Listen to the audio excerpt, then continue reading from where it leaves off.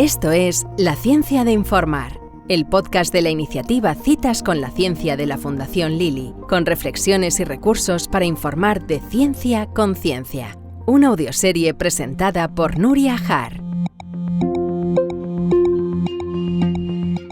Hola, bienvenidas y bienvenidos al podcast La Ciencia de Informar, una audioserie del proyecto Informando de Ciencia con Ciencia de la Fundación Lili, enmarcada dentro de Citas con la Ciencia, en colaboración con la Fundación Española para la Ciencia y la Tecnología, The Conversation y la Asociación Española de Comunicación Científica. Este capítulo lo dedicaremos a conocer cómo informar bien de ciencia a través de las redes sociales. Las redes sociales han cambiado el panorama informativo. 3 de cada 4 españoles se informan por redes sociales y lo hacen a través de su teléfono móvil, según diversos estudios como la última encuesta de percepción social de la ciencia de la FECIT o el Digital News Report del Instituto Reuters y la Universidad de Oxford. Las principales redes sociales a través de las cuales se obtiene información son Facebook, WhatsApp, Twitter, YouTube, Instagram y TikTok también, pero son plataformas que todavía están en auge. Las redes sociales se han convertido en un gran aliado para informar de ciencia y, como hemos visto en esta pandemia, muchos científicos ya no necesitan a los periodistas ni a los medios de comunicación para hacer llegar su mensaje al público general. Lo pueden hacer directamente ellos mismos a través de las redes sociales. Para hablar de todo esto hemos invitado al periodista y especialista en comunicación de la ciencia, Abel Grau, que actualmente dirige la comunicación del mayor organismo público de investigación en España, el Consejo Superior de Investigaciones Científicas. Abel, bienvenido. Muchas gracias, Nuria. Encantado de estar aquí. El placer es nuestro, al revés. Muchas gracias a ti por haber venido. Venía mirando que la cuenta de Twitter de CSIC está cerca del 1.000.000 de seguidores. ¿Qué papel juegan las redes sociales en la comunicación de la ciencia para el CSIC? Pues las redes sociales son un invento estupendo, son un invento fabuloso, porque te permite generar esa comunidad de comunicación, ¿no? No solo entre los investigadores, sino entre investigadores, divulgadores y también pues, el ciudadano de a pie. Yo creo que hoy en día una institución pública no puede permitirse no tener un perfil en redes sociales, ¿no? Nosotros sobre todo apostamos por Twitter, que es dicen que es la red social de los periodistas y de los políticos, ¿no? Pero bueno. Estamos todos ahí metidos, ¿no? Exacto.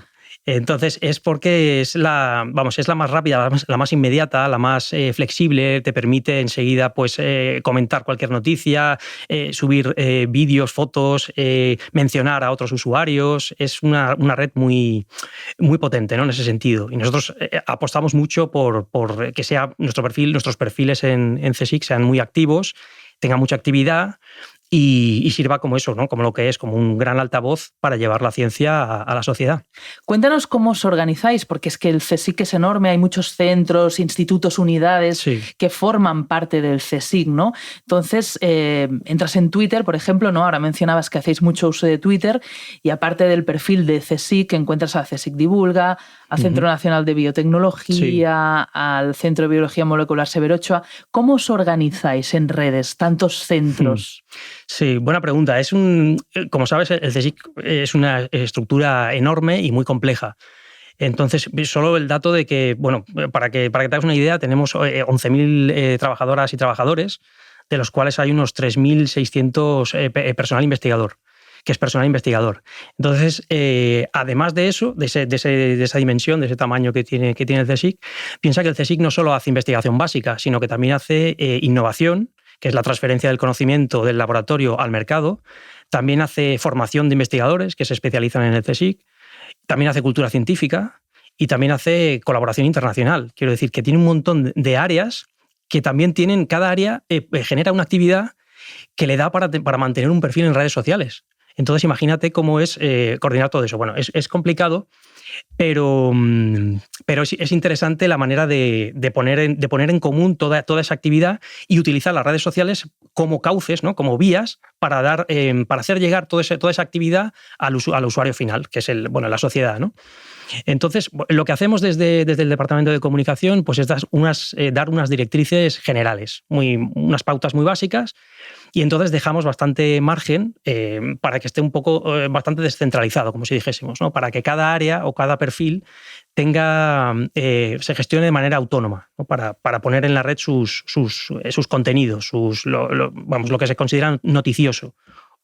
Esto engloba todo, o sea, engloba desde la producción científica, que son los propios papers, ¿no? de los investigadores que generan noticias, o pueden ser convocatorias para personal investigador, eventos de divulgación, ¿no? De cultura científica. Es toda una actividad que se vuelca en las redes como cauce para llegar a la sociedad. Hablábamos sobre todo de Twitter, pero no sé qué política tenéis, ¿no? Por ejemplo, en Facebook, en YouTube, en Instagram también estáis presentes. Sí. ¿Cómo lo hacéis? ¿Cómo abordáis cada plataforma? No sé si de forma distinta. Sí, lo abordamos de una forma específica cada red, porque sí que es verdad que comparten características comunes, pero cada una tiene ciertos rasgos que son propios, ¿no? Entonces, como te decía, nosotros apostamos sobre todo por Twitter, por las características que te comentaba, pero luego también hay, por ejemplo, YouTube. YouTube lo tenemos como un repositorio de contenidos, de contenido audiovisual y de videonoticias, videoreportajes, videoentrevistas, que a su vez generan más interacción. Es curioso porque de las redes sociales que tenemos, la que generan más comentarios es YouTube, por ejemplo, con una serie que hicimos de seminarios digitales relacionados con la COVID. Cada seminario generaba mucha interacción, y no solo dentro de la comunidad de investigadores del CSIC, sino también externamente, o sea, que era principalmente nuestro objetivo, ¿no? Llegar a la sociedad. Y sí que generaba muchas preguntas, mucho interés, que a priori no lo hubiésemos pensado. Hubiésemos pensado que a lo mejor Twitter, que es más ágil y más rápido, pues incentivaba más ese feedback, ¿no? Esa interacción de los usuarios. Pero curiosamente los vídeos de YouTube generan mucha respuesta. Otro ejemplo que se me ocurre ahora sobre YouTube fue el tema de la erupción de La Palma, del volcán de La Palma. Durante la erupción se generaron una cantidad de imágenes espectaculares. Bueno, todas las hemos visto, esas imágenes captadas con drones aéreas del volcán. En ese caso, YouTube nos sirvió para volcar todos esos vídeos e ir explicando al momento en que se producían, simplemente con las imágenes y una pequeña descripción, lo que estaba sucediendo allí. Recuerdo que el vídeo de la Fajana, o sea, el primer día que se creó el delta lábico que llegó al mar, tuvimos un vídeo, exclusiva, porque era nuestro investigador, era el único que estaba allí, y lo grabó, que era Manuel Nogales, del Instituto de Productos Naturales y Agrobiotecnología de Canarias. Captó ese vídeo y lo pusimos en YouTube. Y nos llegaron peticiones de Reuters, de la agencia internacional, de agencias de Japón, para poder usar esas imágenes, porque eran súper interesantes y generó ese feedback súper inmediato, ¿no? Ahora que hablabas de imágenes, y a veces cuesta ilustrar la ciencia con imágenes, pero está claro que el volcán de La Palma visualmente era muy potente y había mucha ciencia allí detrás para contar. En el caso de Instagram, ¿no? Que es una red social muy visual, ¿cómo lo hacéis, ¿no? ¿Qué tipo de contenido comunicáis en Instagram? Sí, en Instagram es verdad que depende básicamente de tener buenas imágenes para explicar una historia. Entonces, por ejemplo, se me ocurre, tenemos en Barcelona, el Instituto de Microelectrónica de Barcelona tiene una infraestructura muy potente que es la Sala Blanca de nanofabricación. Entonces, en un entorno así, lo ideal es ir poniendo imágenes, y sobre todo los vídeos funcionan muy bien en Instagram. A nosotros nos funcionan muy bien los vídeos. Y fotos, por ejemplo, tú tienes esa infraestructura donde se fabrican chips, se fabrican dispositivos nanotecnológicos, pues enseguida grabas un vídeo breve de cómo se producen esos chips, ¿no? De cómo se generan esas obleas de microdispositivos. Eso lo pones con una pequeña descripción en Instagram y funciona estupendamente. Luego también tenemos un ejemplo en el CSIC que destaca muchísimo, que es el Real Jardín Botánico de Madrid, que es del CSIC. Y tiene una cuenta de Instagram súper activa, que tiene un montón de seguidores. Hasta hace poco tenía más seguidores que la nuestra, que la general del CSIC. Y yo creo que el secreto de su éxito es la constancia de estar generando constantemente contenidos, imágenes. Tú piensas que ellos tienen una cantidad de imágenes, de fotos de variedades vegetales, de flores, de árboles, que tienen un material visual estupendo y están constantemente subiéndolo. Y lo ponen con todo, o sea, con pequeñas descripciones de lo que es la variedad vegetal o con una pequeña cita literaria. Es la cuestión de ponerle ingenio y ser muy constantes. Estás escuchando La Ciencia de Informar, un podcast de la Fundación Lili. Ahora ponías algunos ejemplos, ¿no? Pero a mí también me gustaría sacar a colación la campaña Las Científicas Cuentan, que fue un proyecto para acercar la ciencia básica a la sociedad general y que además fue elegido por el Consejo Europeo de Investigación como buena práctica. Por tu experiencia, Abel, ¿qué ingredientes tenía esa campaña que la hacen ser un ejemplo de comunicación en redes sociales? Pues yo creo que tenía, pues básicamente, unas muy buenas investigadoras que divulgan muy bien y un trabajo de guión en esos vídeos estupendo. Se centraba mucho en el contenido de sus investigaciones, o sea, en su día a día, y estaba muy bien explicado de una manera muy divulgativa, muy cercana.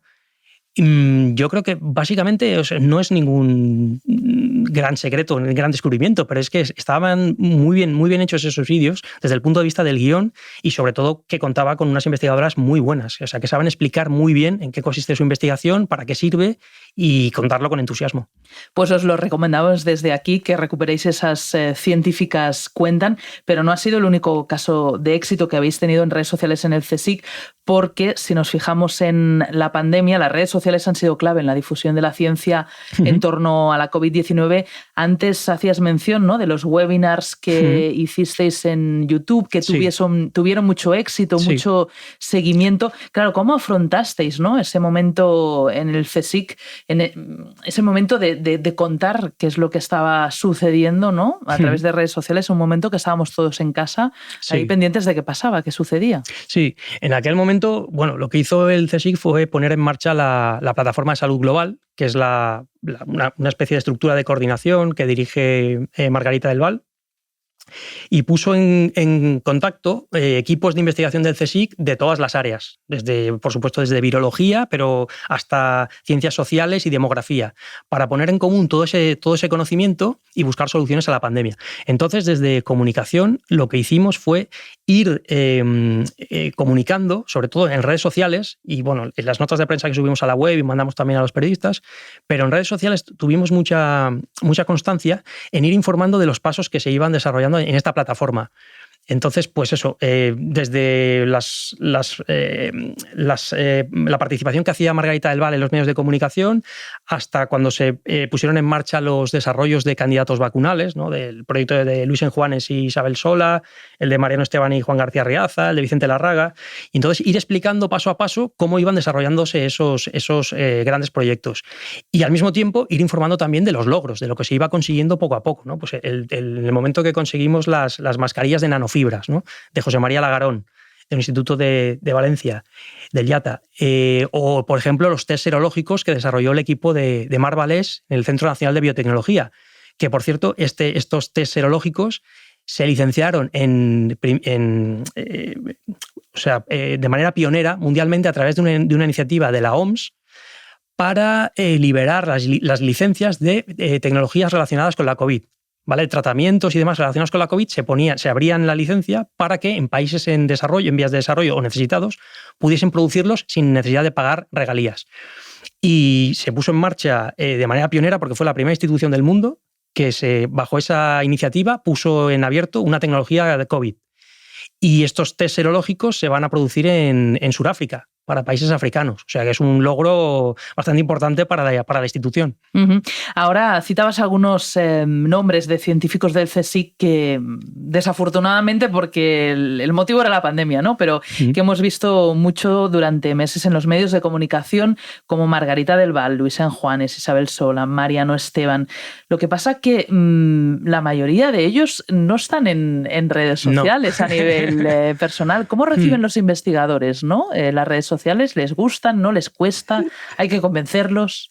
A ver, es que hay perfiles dispares, muy dispares. Los que me comentas es verdad que no tienen presencia en redes sociales, nosotros intentamos evangelizar y y convencerles de lo útiles que son las redes sociales.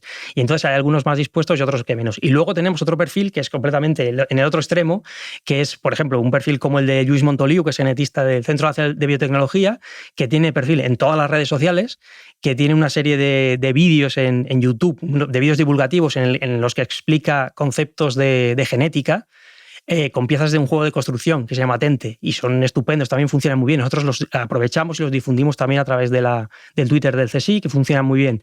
Entonces hay esos dos perfiles. Hay los perfiles que ya van como un tiro, que conocen muy bien las dinámicas de las redes sociales y que las utilizan y que le sacan todo el provecho que tienen las redes sociales, que es muchísimo, y que llegan a un gran público.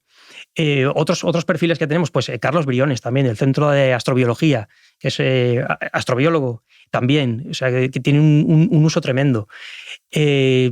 Nosotros ya te digo que desde el Departamento de Comunicación intentamos que la mayoría de investigadores que tengan esa vocación divulgativa y que quieran tener esa proyección, pues que recurran a las redes sociales. Que no lo vean tampoco como una imposición, porque también es completamente respetable la posición del investigador que quiere estar centrado en su laboratorio y centrarse en la investigación, que por supuesto es su prioridad. Estás escuchando La Ciencia de Informar, un podcast de la Fundación Lili. No sé si algunos de ellos, lo que, yo qué sé, les inquieta igual son los trolls, los haters, ¿no? Que siempre abundan en Twitter, sobre todo, ¿no? Que digan, ostras, pues mira, prefiero no meterme porque ya estoy muy tranquilo y no quiero líos, ¿no? No sé si os encontráis en el CSIC comentarios de este tipo o por el contrario no. A ver, tenemos en ese sentido bastante suerte, porque o sea, en ocasiones muy puntuales sí que ha habido algún caso de alguna noticia muy determinada o algún contenido muy concreto, sí que ha generado una reacción así muy adversa, ¿no? De trolls que entran y bueno, empiezan a hacer comentarios de todo tipo. Y es difícil controlarlos, ¿no? Pues me acuerdo de un webinar, un seminario digital que hicimos en YouTube con motivo de la pandemia sobre las vacunas, que estaba centrado en las vacunas. Entonces, bueno, pues eso en el chat de comentarios de YouTube pues entró una avalancha de trolls, bueno, te puedes imaginar criticando las vacunas, etcétera, etcétera. Pero en general sí que es verdad que no tenemos un gran problema con los trolls o con las críticas en redes sociales. Pero en ninguna red, o sea, ni en Twitter, ni en Instagram, en Facebook. Es bastante asequible. Sí que puede ser lo que comentas de que a algunos investigadores les dé un poco de apuro enfrentarse a la posibilidad de tener una jauría ahí. Pero bueno, ya te digo que en general no tenemos ese problema. No sé si desde el CSIC, en lo que respecta a redes sociales, monitorizáis, ¿no? Un poquito de qué habla la gente, qué es lo que interesa, qué necesidad hay, si hay algún bulo que digáis, mira, pues tenemos oportunidad de frenarlo, dando información veraz. ¿Cómo organizáis, ¿no? Un poco el trabajo que hacéis en redes? Sí, a ver, eso es lo que comentábamos un poco antes también del tema de lo que te ofrecen las redes sociales, ¿no? Que al mismo tiempo que facilitan la difusión de bulos, pues también te permite detectarlos muy rápidamente y anularlos.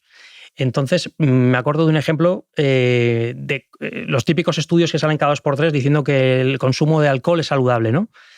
Pues bueno, inmediatamente cuando localizamos algún estudio de ese tipo, y sobre todo que a veces mencionan un estudio del CSIC, claro, enseguida lo que hacemos es mencionar y recordar la evidencia científica, ¿no? El consenso que hay entre la comunidad científica que ningún consumo de alcohol es bueno, es recomendable. Y intentamos combatirlo cuanto antes, a pesar de que recientemente ha salido un estudio en The Lancet que dice que a partir de los 40 años puede ser beneficioso el consumo de alcohol. Pero bueno, de momento el consenso que hay es ese y es el que nosotros intentamos trasladar, ¿no? Y como eso, pues otros bulos, ¿no? El tema de los transgénicos también, ¿no? Los organismos modificados genéticamente. Pues cuando se genera, nosotros estamos al tanto, es como que estamos los que están encargados las personas que están encargadas de redes sociales, pues están un poco poco con el radar puesto, y cuando hay cualquier tema de estos en el que investigadores del CSIC pueden aportar un conocimiento fundado y un análisis, pues enseguida lo proporcionamos. Te decía antes con Lluís Montoliu, por ejemplo, que es el tema de pues, manipulación genética, ¿no? Pues los organismos modificados genéticamente, pues él tiene un conocimiento de primera mano y enseguida puede proporcionarte un análisis y un comentario fundado para anular todos estos bulos o fake news. Y este tipo de temas que ahora comentabas, ¿no? Ya sean relacionados con la desinformación o temas polémicos, ¿son los que más interacción generan? ¿Son los que veis que realmente interesan en redes? Sí, estos en concreto generan reacción y generan interés. La verdad, también las grandes noticias también generan interés. O sea, los hitos, ¿no? Por ejemplo, la imagen del agujero negro o la primera foto del telescopio James Webb, ¿no? Pues sí generan muchos comentarios. O sea, habría estas dos categorías, como si dijésemos, ¿no? Pues los noticiones o las noticias controvertidas, polémicas, pues temas también de experimentación animal, etcétera, pues eso genera mucho debate y mucha interacción. Hemos hablado de Twitter, de Facebook, de YouTube, de Instagram, pero claro, es que redes sociales hay un montón y cada día hay más y nunca está suficientemente al día, ¿no? Pero sí que es verdad que hay algunas que están en auge, lo decíamos al inicio, como por ejemplo TikTok. ¿Os planteáis entrar en TikTok o qué? Pues lo hemos pensado, porque es un formato muy nuevo que puede permitirnos llegar a un público muy diferente, ¿no? Que a lo mejor no tiene tanto contacto con la ciencia de forma habitual. Y sí que hemos pensado, estudiar mejor este formato y ver qué tipo de contenido podríamos hacer ahí, en Twitch también, que ahora mismo, pues eso, a lo mejor pues nos quedan un poco lejos, pero sí que nos gustaría estudiarlo un poco, ver cómo son estos formatos, cómo se desarrollan, cómo se ejecutan e intentar proporcionar algún contenido. Estás escuchando La Ciencia de Informar, un podcast de la Fundación Lili. Hoy hemos querido hablar con el director de comunicación del Consejo Superior de Investigaciones Científicas. Podéis encontrarlo, Abel Grau, cacharreando, como él mismo dice en Twitter, con el usuario Abel Grau. Pero antes de terminar, vamos a preguntar por algunas recomendaciones que nos hagas antes de irte, ¿no? En primer lugar, cuéntanos, un blog de ciencia. Un blog de ciencia, bueno, pues en este caso voy a barrer para casa y voy a recomendar el blog de Ciencia para Llevar que hacen los compañeros del área de cultura científica del CSIC, que es un blog estupendo, trabajadísimo y que son con análisis de investigadores del CSIC, que divulgan sobre temas de actualidad, temas más atemporales, no sé, pues qué le ocurre al cerebro cuando sufre un ictus, ¿no? Por ejemplo, o la situación en el Mar Menor. No sé, hay una temática muy diversa y es muy recomendable. Es un blog que se publica en el diario digital 20 minutos y tiene una periodicidad quincenal aproximadamente y está muy bien, muy recomendable. No sé si ahora vas a barrer para casa también porque hay más de 100 perfiles en Twitter relacionados con el CSIC, pero escoge uno. ¿Qué nos recomendarías? ¿Relacionado con el CSIC? ¿O no? Porque es que tienes muchos, ¿eh? Y si dices uno vas a quedar mal con nosotros. A ver, de investigadores yo recomendaría dos. Uno lo he comentado ya, que es el de Lluís Montoliu, del CNB, que es muy recomendable porque es muy divulgativo y muy activo, y no solo de ciencia, o sea, comenta también de cultura. Y luego el otro es Ignacio López Goñi, que es investigador de la Universidad de Navarra, es microbiólogo, y su perfil es microbioblog, me parece que es. Y es estupendo también, es un divulgador, los dos son dos divulgadores extraordinarios, tienen una capacidad de hacer accesibles conceptos complejos y sobre todo ahora con el tema de la pandemia y demás, tuvieron una visibilidad muy, muy importante. Los dos son autores de libros además de divulgar en redes sociales, son muy buenos divulgadores en libros y muy buenos investigadores. O sea que muy recomendables los dos. Pues mira, también has recomendado un par de libros así de pasada con estos perfiles de Twitter. Ahora, recomiéndanos un podcast. Un podcast, pues también el podcast del CSIC de ciencia, de cultura científica, también es un podcast muy, muy bueno, que se basa en los investigadores que publican sus libros en la colección de ¿Qué sabemos del CSIC? y explican pues eso, el contenido de estos libros, ¿no? de estas áreas de investigación, y abarcan también pues todas las áreas. Como ya sabéis, el CSIC abarca prácticamente todas las áreas del conocimiento, desde la física teórica hasta las humanidades, pasando por la biología, la física y la química. En ese podcast podéis encontrar los testimonios, bueno, el trabajo de los investigadores del CSIC, muy bien, muy accesible, muy bien explicado y de manera muy divulgativa. Pues anotado queda. Una buena costumbre periodística que practiques a diario. A ver, pues en primer lugar, por la mañana, leer la revista de prensa para conocer un poco las menciones de los trabajos del CSIC en los medios de comunicación. La revista de prensa es el resumen, ¿no? De todas las noticias donde aparece el CSIC. Exacto, eso es. El resumen de todas las menciones donde aparece el CSIC, los medios de comunicación, todos, de televisión, radio, digitales, etcétera, para conocer un poco el impacto de las noticias y luego también pues, las redes sociales, revisar las menciones del CSIC en las redes sociales, los trending topics también, porque alguna vez hay trending topics relacionados con ciencia y eso también nos sirve a nosotros pues, para preparar a los investigadores, contactar con ellos y comentarles, mira, hay este tema que genera interés, podríais prepararnos un análisis o podríais prepararnos un comentario que luego nosotros publicamos en la web, difundimos por redes sociales, etcétera. O sea que en esas dos cosas, vamos, revisión de revista y redes. ¿Y una herramienta periodística imprescindible para un periodista científico que nos esté escuchando? Pues a ver, la plataforma Eureka Alert de la Asociación Americana para el Avance de la Ciencia es una plataforma en la que tanto las revistas científicas como las propias instituciones vuelcan sus contenidos, sus noticias, de manera que los periodistas que están suscritos tienen un acceso prioritario a esos contenidos. O sea, te puedes tener acceso a informaciones embargadas, que son estas informaciones que tienen una fecha de publicación, o sea, que permite al periodista ir preparando esa información hasta que esa información se pueda publicar. Y es una herramienta súper útil. Nosotros en el CSIC lo que hacemos es subir las notas de prensa en inglés a esa plataforma y tiene un alcance potencialmente global, porque son periodistas de todo el mundo los que se suscriben, acceden a esta plataforma y pueden tener acceso. Y muchas veces pues, nos han llegado peticiones de información pues, de Estados Unidos, de periodistas de países escandinavos, etcétera, porque es una plataforma que tiene alcance mundial. Eureka Alert, queda anotado. Y para terminar, una frase que intentas no perder de vista. A ver, pues yo me suelo acordar siempre de las palabras de Javier Sampedro, que es un periodista científico del diario El País, que suele decir que la divulgación tiene 3 leyes, ¿no? Que son entender, explicar y no aburrir. Entender se refiere a que el 90% del trabajo del periodista científico es comprender la información científica, ¿no? Cuando llega a ese nivel de comprensión, le toca explicar, que es el segundo paso, que es ya más complejo y es el paso específicamente propio del periodista científico, porque entender la información, el científico la entiende mejor que nadie.